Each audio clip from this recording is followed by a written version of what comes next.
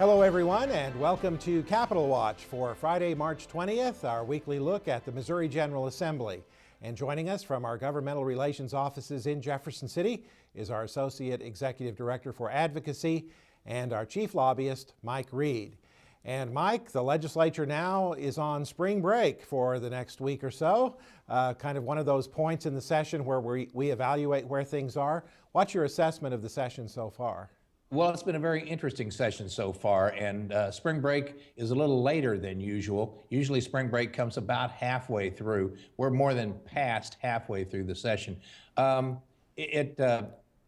bills have moved quicker than I thought. The budget has been moving very quickly, and I anticipate that the budget, and we'll talk about that later, will be finished in the Senate within the first couple of weeks after they return.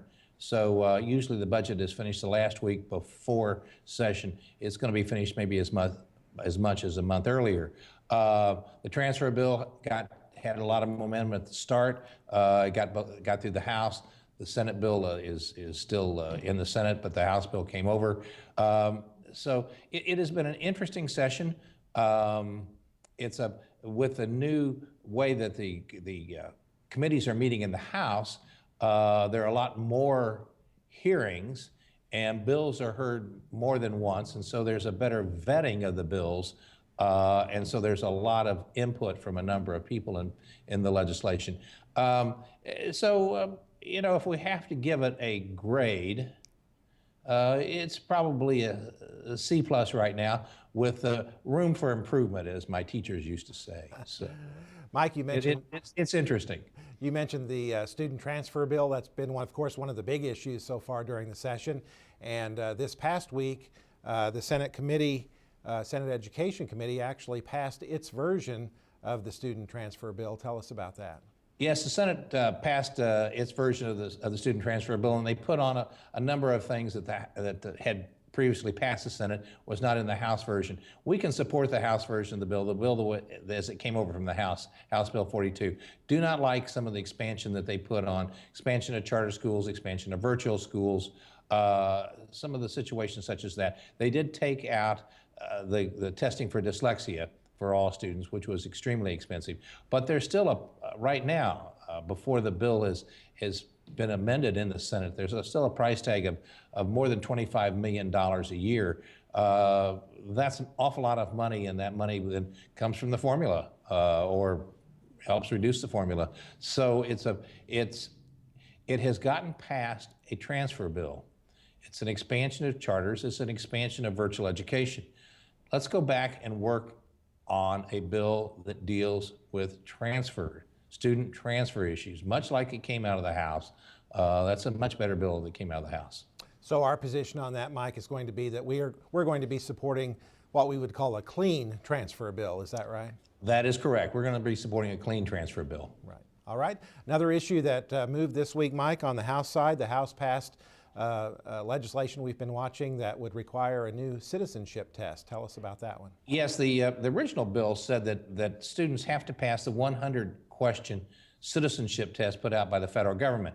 The way that it got amended in the House was that the citizenship test, the number of questions from the citizenship test can be built into and are to be built into the tests given in the state of Missouri for citizenship, for Missouri Constitution, for U.S. Constitution and history.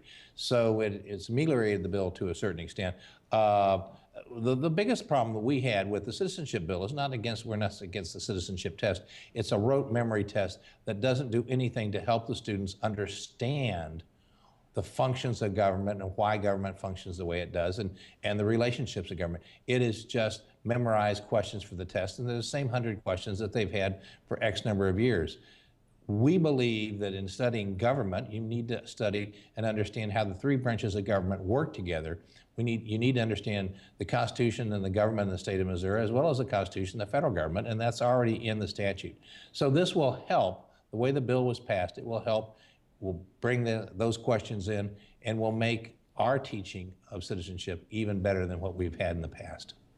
On the issue of funding for schools, Mike, something our members are always concerned about, the Senate Appropriations Committee really began a lot of work on that, on the state budget this past week after the House finished up its work. Where do we stand on funding for education?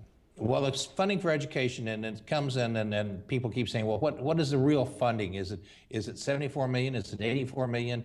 It's in the ballpark of between 74, 75 to $80 million, $85 million, and an increase.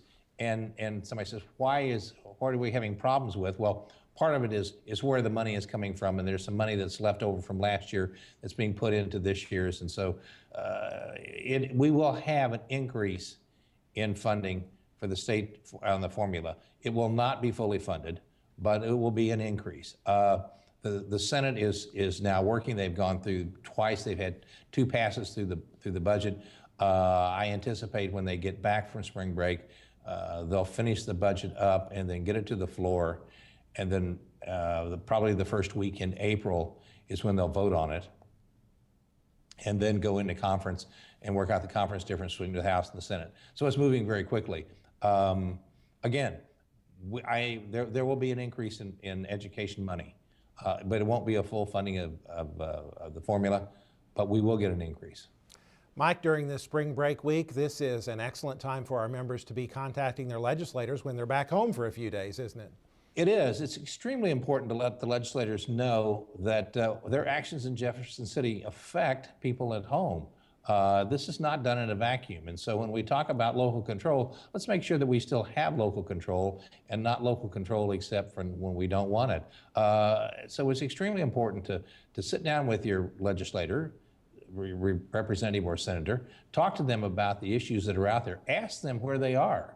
Ask them what they believe. See where they are in expansion of charter schools. The question in the House Bill 42 as it got amended, their charter schools may be expanded into maybe as many as 240 school districts. That's a question that goes back to charters are going to be advanced into perhaps your school district. How do you feel about that? Where are you on that, and where is your representative on that? Also ask them where they are on tax cuts and tax breaks for corporations. There's a bill, Senate Bill 305, that gives a tax break to a phone company. Well, if the phone company gets a tax break, the students are the ones who lose, because it's about an $15 to $18 million a year hit. Well, that's spread over the school districts of the state of Missouri. Some districts are going to have to perhaps raise their levies to make up that money. So if you're going to help one person, by hurting the students, is that right? Ask your representative and your senator where they stand on those issues. Mm-hmm. And Mike, we do have some School Board Advocacy Network visits remaining during the rest of the session, don't we? We do. We have some SBAN visits, and they're extremely important. It's because this is an elected official talking to an elected official. Please come to Jefferson City. We start with a small discussion of what's going on that day. Then people go over to the Capitol, have interviews and meet with their representatives and their senators and appointments, and just discuss the issues that are affecting them. It's extremely important because then it lets the legislators know that you are interested in their actions. This is not a little island all to itself, because, as I said, what they do in Jefferson City affects the people in your district. All right, Mike Reed, thanks a lot for being with us as always, giving us your insight into the happenings in Jefferson City. And as we mentioned, legislature is on spring break, so there will not be a Legislative Voice or Capitol Watch program next week, but we will be back with you whenever they resume, keeping you updated on the legislative happenings as they affect your local school district.